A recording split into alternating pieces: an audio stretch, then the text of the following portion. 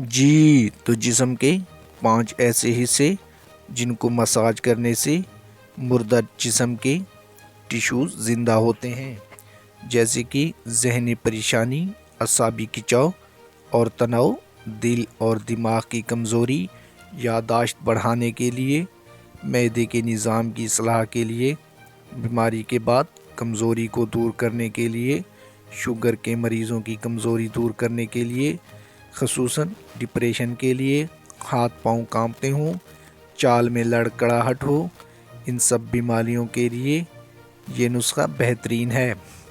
دونوں پاؤں کے تلووں کی مالش کریں، گردن کے پچھلے دونوں اطراف کے پٹھوں کی مالش کریں، کن پٹیوں کی مالش، دونوں ہاتھوں کی ہتھیلیوں کی مالش، ٹخنوں کے عین پچھلے اور پنڈلیوں کے اختتام پر جو ایڑی کے اوپر پٹھا کھینچا ہوا ہوتا ہے، اس کی بھی مالش کریں۔ ہر حصے کی مالش 5 سے 10 منٹ تک کسی بھی تیل سے ہلکے ہاتھوں سے کریں۔ اگر بادام روغن خالص میسر ہو تو بہتر ہے۔ روزانہ صبح شام مالش کریں۔ مالش کے فوراً بعد غسل نہ کریں اور نہ ہی ٹھنڈے ماحول میں جائیں۔